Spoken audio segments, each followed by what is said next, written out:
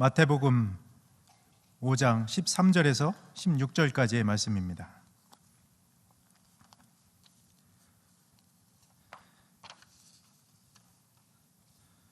마태복음 5장 13절에서 16절까지의 말씀입니다. 이 시간 다 함께 한 목소리로 하나님의 말씀 봉독해 올리겠습니다. 시작. 너희는 세상의 소금이니 소금이 만일 그 맛을 잃으면 무엇으로 짜게 하리요? 후에는 아무 쓸데없어 다만 밖에 버려져 사람에게 밟힐 뿐이니라. 너희는 세상의 빛이라.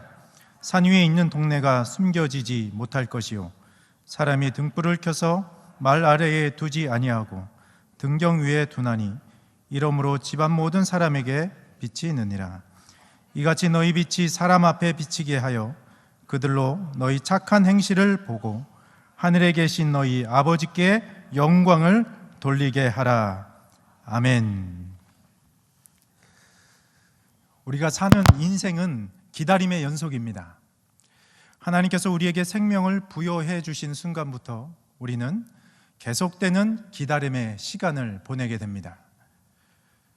어릴 때는 단순하고 이기적인 것을 기다립니다.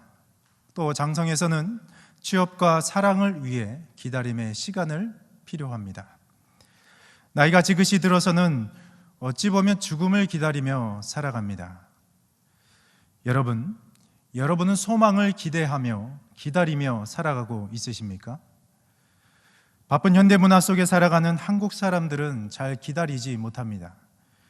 그래서 외국 사람들이 붙여준 한국 사람들의 별명이 있습니다. 뭘까요? 빨리빨리.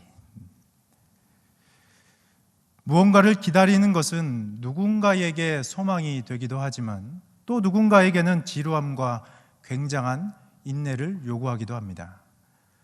만일 기다림이 소망이 아닌 인내만을 요구한다면 그 기다림은 매력적인 일이 아닐 것입니다. 그래서 많은 사람들에게 기다림은 지루한 것이고 별로 하고 싶지 않은 것입니다.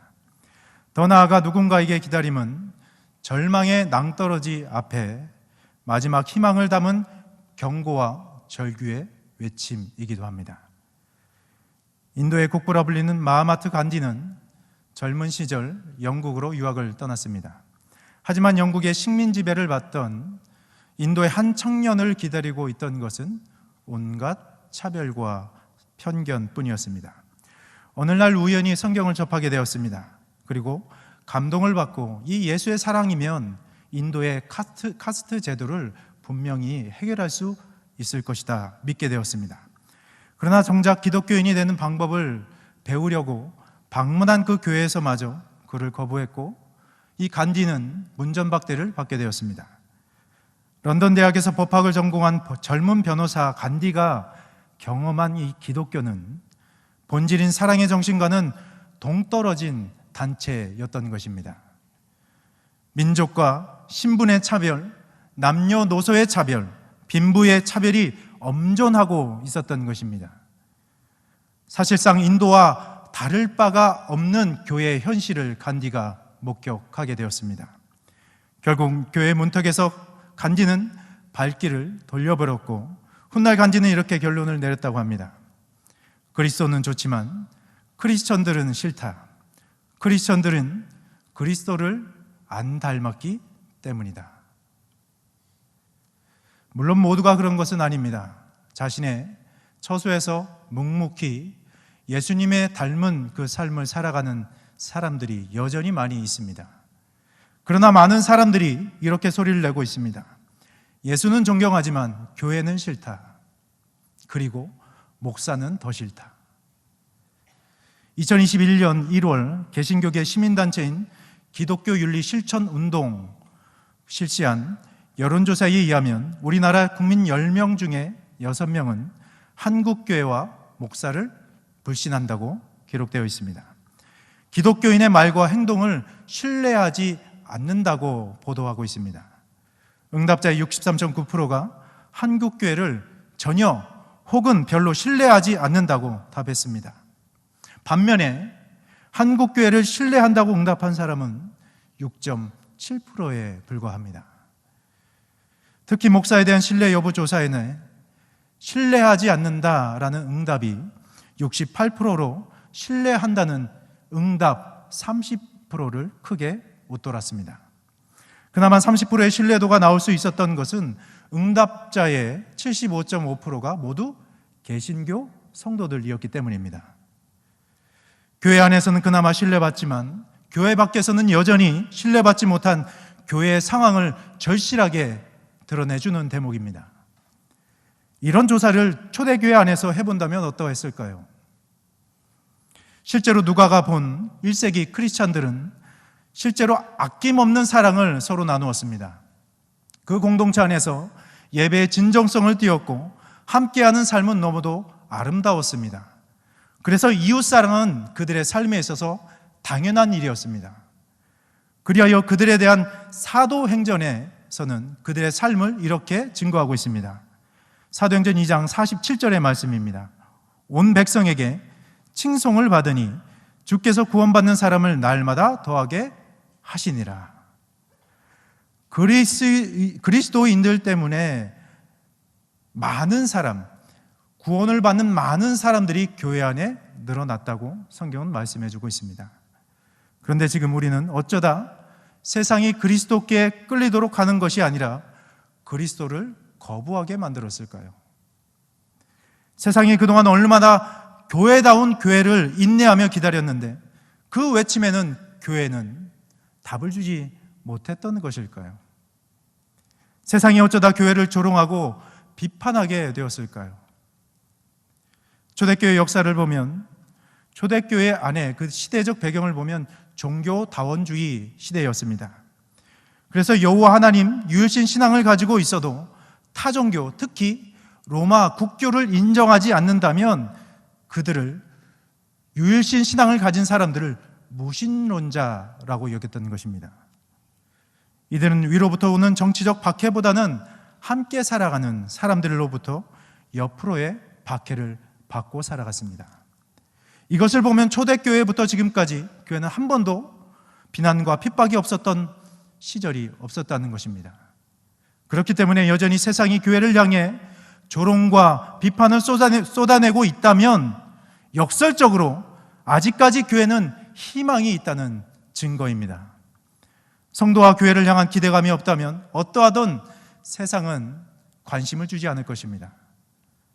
아직까지 세상은 교회가 이 땅에 희망이 되기를 기대하고 있고 이 땅의 회복의 유일한 대안은 교회의 길 바라고 있기 때문입니다. 오늘 예수님께서 자신을 따르는 제자들과 기독교인들에게 하신 말씀을 오늘 우리 마음에 새기고 다시 한번 우리의 정체성을 세우고 세상이 기다리는 성도와 교회로 살아갈 수 있기를 도전합니다.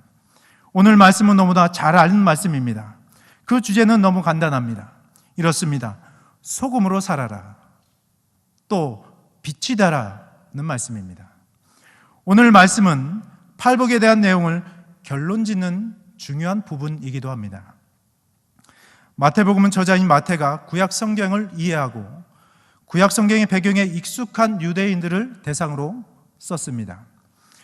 도대체 소금으로 살아라, 빛이 되라, 이 뻔한 주제 같아 보이는 이 메시지가 2000년 전 유대인들에게 또 오늘을 살아가는 우리들에게 무엇을 말씀해 주고 있는지 우리는 보아야 합니다.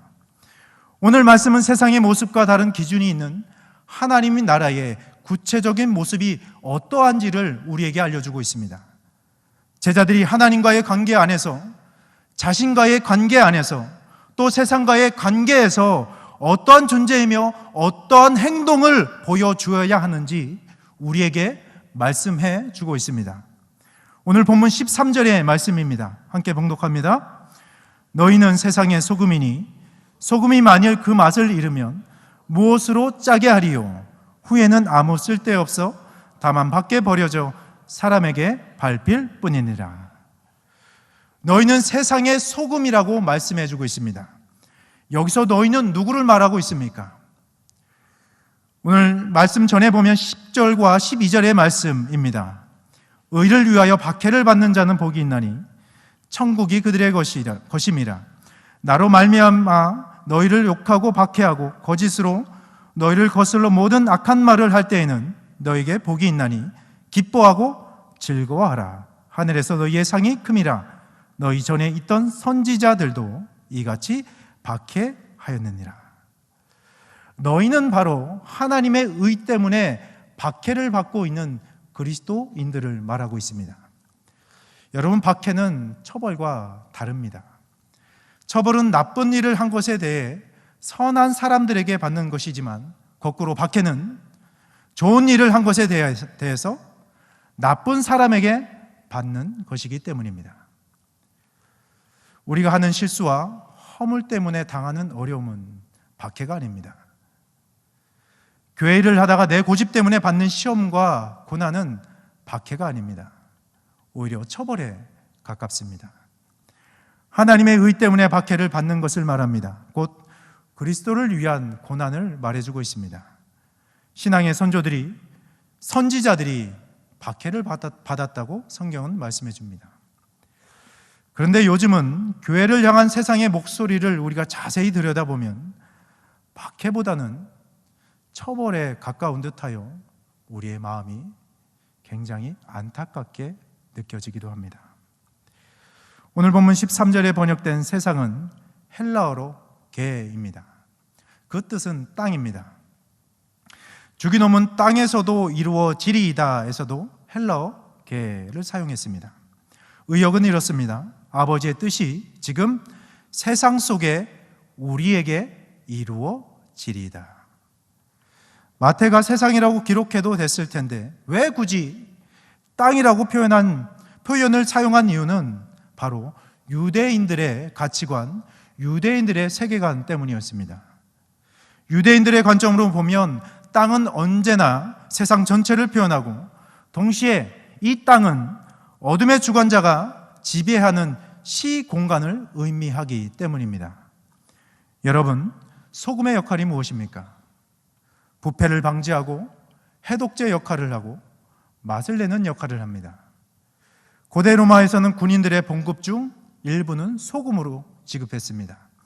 이 소금을 살라리움이라고 했는데 이것이 오늘날의 봉급을 가리키는 샐러리의 기원이 됐습니다.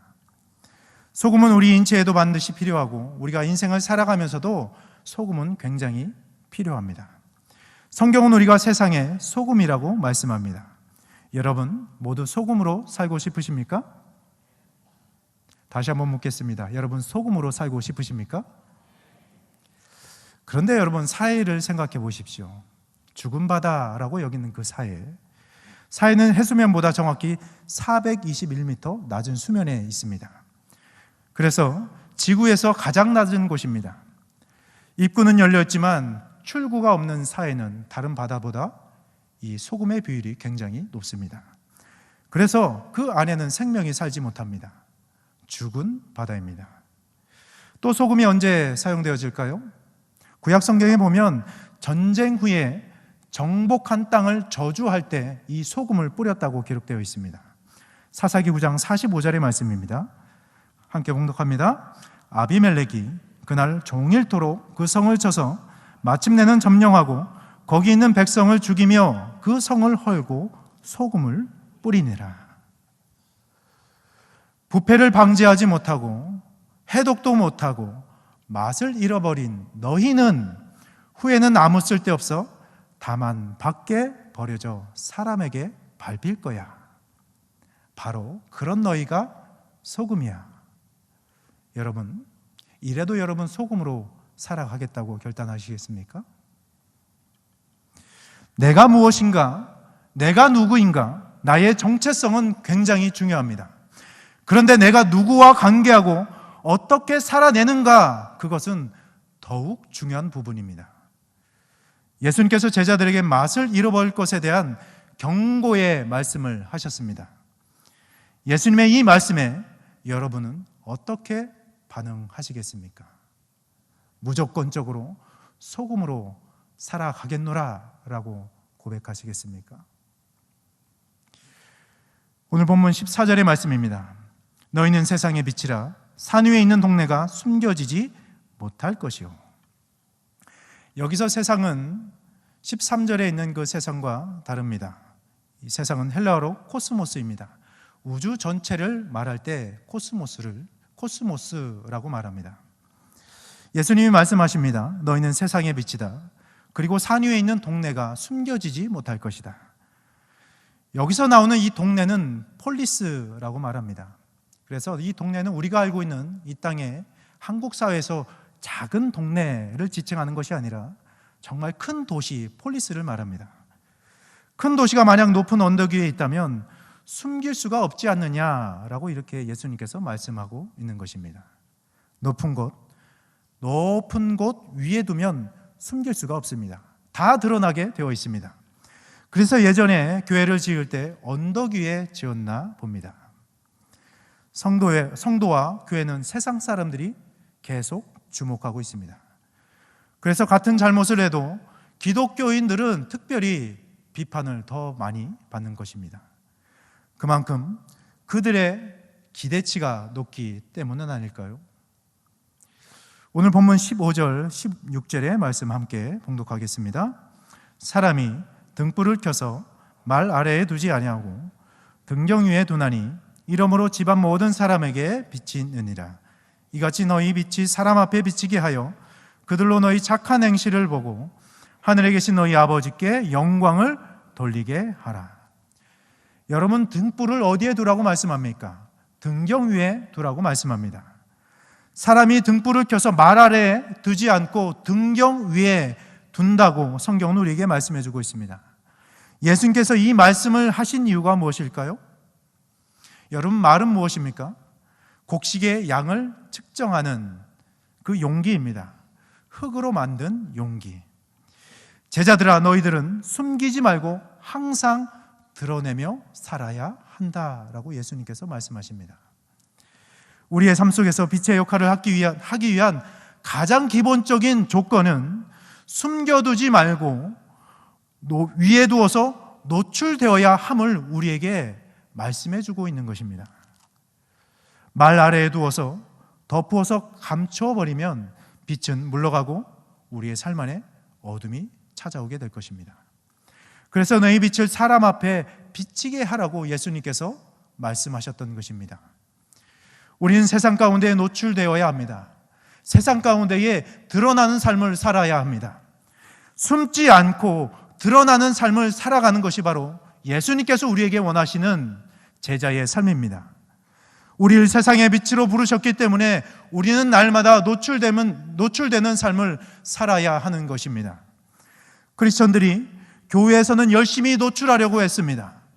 교회에서는 사역과 모든 장소에 노출하려고 안달이 났습니다. 예배도 열심히 드리고 사역도 최선을 다해서 합니다. 그런데 가정에 가서, 직장에 가서, 세상에 가서는 모든 것을 감추려고 합니다. 자신을 탐욕과 우상과 같은 말의 권세, 세상 권세 아래 두어서 크리스천의 존재의 목적을 숨기고 살아가려고 합니다. 여러분, 우린 모일 때 예배하고 흩어져서도 예배하는 삶을 살아야 되는 줄로 믿습니다. 우리가 모여도 예배자의 삶이고 흩어져서도 우리가 예배자의 삶을 살아야 하는 것입니다. 이것이 바로 우리 그리스도인 제자들의 삶인 것입니다. 눈에 보이게 노출돼서 비치게 하여서 그들로 너희 착한 행실을 보고 하늘에 계신 너희 아버지께 영광을 돌리며 살아가는 것이 제자의 삶입니다. 미국의 정치가 벤저민 프랭클린은 자기가 사는 집 앞에 선반을 만들고 아름다운 등을 켜두었습니다. 처음에 동네 사람들은 그것에 대해서 의아해했습니다. 당시만 해도 등불은 집 안에 두어야만 했고 집 밖에 등불을 두는 것은 낭비라고 생각했기 때문입니다. 그러나 한 달이 지나자 사람들은 뭔가를 깨닫기 시작했습니다. 밤길을 지나가는 사람들은 이 등불 때문에 넘어지지 않았고 멀리 서 있는 사람도 이 방향을 알 수 있게 되었던 것입니다. 그래서 한두 사람씩 집 밖에 등불을 두기 시작했습니다. 길거리가 환하게 되었고 이것이 오늘날 가로등의 시작이 되었습니다. 그리스도인들은 이처럼 세상에 선한 영향력을 미치며 살아가야 합니다. 특별히 빛을 비추어야 합니다. 등불을 비추지 못하면 우리는 영적 어두움 가운데에 살아갈 수밖에 없기 때문입니다. 어떤 맹인이 랍비를 만나고 밤길에 돌아갈 때 랍비가 이 맹인에게 등불을 들려주었습니다. 맹인이 랍비에게 저는 등불이 없어도 길을 찾아갈 수 있습니다 라고 했습니다. 이에 랍비는 다른 사람이 당신이 오는 것을 알 수 있도록 등불을 꼭 들고 가십시오 라고 얘기했습니다. 맹인이 등불을 들고 가다가 마주오는 사람과 부딪히게 되었습니다. 이 화가 난 맹인이 그 사람에게 두 눈 멀쩡한 사람이 이 등불을 못 보시오 라고 이렇게 호통쳤던 것입니다. 그러자 그 사람이 퉁명스럽게 대꾸했습니다. 당신 등불에 등불이 꺼져 있지 않소. 우리는 등불이 계속 켜져 있는지 확인해야 합니다. 하나님 앞에서 우리의 빛이 꺼져 있는지 확인해야 합니다. 소금이 맛을 잃으면 그 역할을 하지 못하는 것처럼 등불이 빛을 잃으면 아무 소용이 없는 것입니다. 우리는 스스로 빛을 내는 존재가 아니라 빛을 받아서 비치는 존재입니다. 그렇기 때문에 그리스도의 빛이 꺼지지 않도록 늘 주의하고 살아가야 합니다. 혹시 우리는 주님께서 주시는 이 빛이 약화되거나 꺼지지 않았는지 우리를 향한 경고의 말씀에 우리를 비춰보고 살아가야 합니다. 항상 빛 되신 주님의 임재 가운데 우리는 살아갈 수 있어야 합니다. 오늘 예수님께서는 두 가지 말씀하셨습니다. 맛 잊어버리면 버려져 지팔핀다. 크리스천은 노출되며 살아가야 한다. 이 두 가지에 대해서 말씀하셨습니다. 경고에 말씀하셨던 것입니다. 여러분, 그리스도인들이 예수 그리스도를 제대로 세상 가운데 보여주지 못했습니다. 그렇기 때문에 예수 그리스도의 그 죽음과 장사 지낸 바 됨과 3일 만에 부활하신 놀라운 역사가 사람들에게 형편없는 평가가 된 것입니다. 세상의 관점에서 우리의 삶은 호감적이기보다는 비호감적입니다. 친절하기보다는 공격적인 삶을 살아가고 있습니다. 섬기기보다는 자기중심적으로 살아가고 있고, 충실하기보다는 변덕스럽고, 겸손하기보다는 교만해 보이기도 합니다. 이것이 우리의 모순된 신앙의 모습입니다.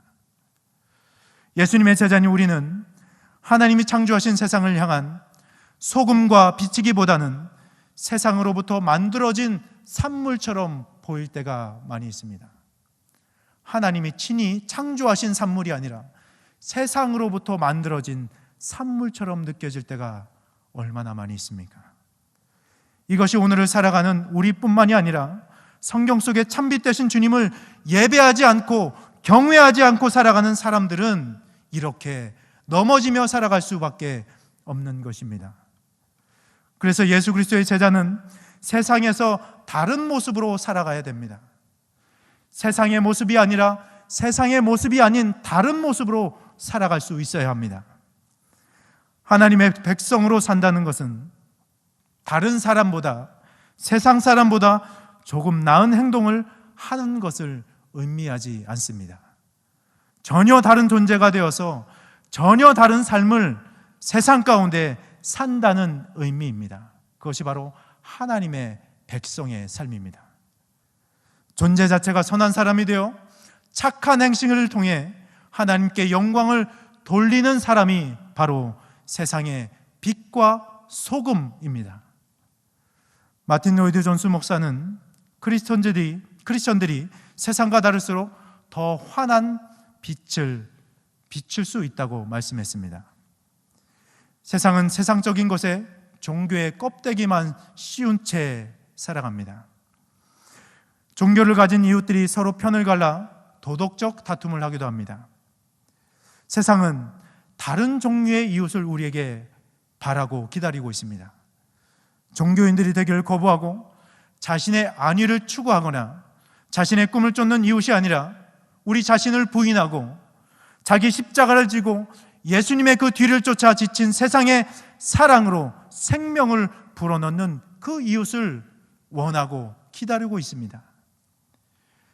마틴 로이드 존스 목사가 말했습니다. 복음의 영광은 교회가 세상과 완전히 다를 때 세상을 강하게 끌어당긴다. 다시 한번 증거합니다. 복음의 영광은 교회가 세상과 완전히 다를 때 세상을 강하게 끌어당긴다. 세상은 여전히 우리를 조롱하면서도 세상과 완전히 다른 교회를 기대하며 기다리고 있습니다. 한국 교회가 무너져 간다고 말하는 많은 사람들의 말들 속에서도 여전히 교회는 이 땅의 희망입니다. 문제는 우리가 하나님을 인정하지 않고 하나님의 말씀의 권위 앞에 무너지는 우리의 모습이 없기 때문은 아닙니까? 주중에 첫째 아들이 초등학교 졸업을 하게 되었습니다. 초등학교 졸업식을 앞두고 남자 선생님에게 선물을 드리려고 열심히 편지를 쓰고 있던 중에 방에서 울고 있는 아들의 모습을 듣게 되었습니다. 가보니 아들뿐만 아니라 엄마도 같이 울고 있었습니다. 울음을 멈춘 아들에게 왜 눈물이 났냐고 물어봤습니다. 그랬더니 선생님이 해주셨던 이 채찍의 말씀이 기억났는데 그 말씀을 듣지 않아서 후회된다고 펑펑 울면서 편지를 써내려갔던 아들의 모습을 보게 되었습니다. 그 말씀이 뭐냐고 물어보니 평소에 잘못을 할 때 선생님 앞에서 핑계를 대고 인정을 하지 못한 자신의 그 인격 성장을 위해서 잘못을 했을 때는 인정하라고 채찍의 말씀을 해주셨던 것입니다. 그 말씀에 순종하지 못하고 그 말씀을 잘 따르지 못해서 이 아들이 13살 아들이 편지를 쓰면서 그렇게 울었던 것입니다. 다음날 졸업식이 있어서 초등학교에 갔는데 선생님을 만나고 온 아들의 눈시울이 또 붉어져 있었습니다. 마지막으로 선생님과 사진을 찍으려고 기다리는 아들을 보며 제 마음 가운데, 아버지의 마음 가운데 참 귀하다는 생각을 하게 되었습니다. 여러분, 진정한 변화가 시작되어 세상이 우리 안에 빛을 기다리고 느끼게 되는 그 출발점은 우리가 괜찮다는 깨달음이 아닌 우리가 괜찮지 못하다는 깨달음이 있을 때라는 것입니다.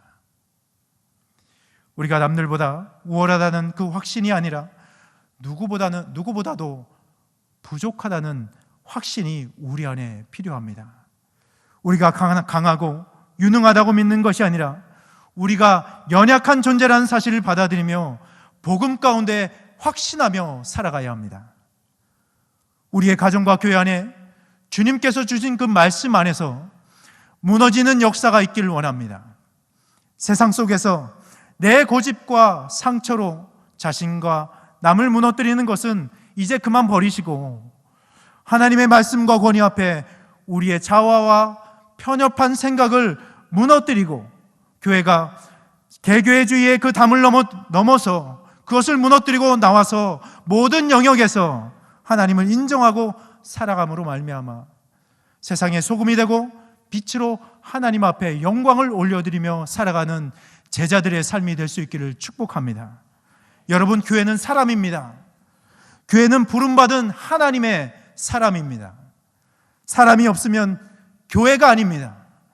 교회를 세워간다는 것은 영혼을 세워간다는 것입니다. 생명의 가치를 아는 것이 우리 안에 절실히 필요합니다. 우리의 생명이 어디에 있습니까? 우리의 생명을 어디에 바쳐야 합니까? 이 교회의 존재 목적은 또한 어디에 있습니까? 생명을 살리는데 사용되어져야 합니다. 한 영혼이 말씀에 반응하고 세워지는 모습을 그 보는 것만큼 그리스도인으로서 제자들로서 기쁜 것은 없습니다. 교회는 세상에 속하지 않으나 세상 가운데 존재하고 있음을 명심하십시오. 그리고 세상 가운데 말씀에 반응하여서 제자들의 그 삶을 세상 가운데 살아내며 선한 영향력을 끼치는 삶을 살아갈 수 있기를 축복합니다. 이것이 성도의 영적 정체성이자 교회의 존재 목적인 줄로 압니다. 그래서 세상이 우리 교회 성도들을 보며 당신의 하나님이 누구이든 간에 그분이 내 하나님이 되셨으면 하는 그런 고백과 결단이 우리의 주의 가운데 이루어질 수 있기를 소망합니다. 저도 하나님을 인격적으로 만나고 싶어요. 그리스도인인 당신을 보니 나도 인격적으로 하나님을 만나고 싶어요 라는 그 고백 말입니다. 그리스도인 때문에 예수님을 믿고 싶어요. 이것이 바로 우리가 참여하고 싶은 교회 아닌가요? 이것이 바로 세상이 기다리는 교회 아닙니까? 예수님이 하신 오늘 말씀 앞에서 도전합니다. 사랑하는 여러분, 오늘 예배하는 우리 모두가 하나님의 말씀 앞에서 예수님의 제자의 본분을 철저히 깨닫고 소금과 빛으로 삶을 살아내므로 하나님 앞에 영광을 올려드리는 삶, 구원의 기쁨을 누리고 흘려보내는 헌신된 제자의 삶 될 수 있기를 주님의 이름으로 축원합니다.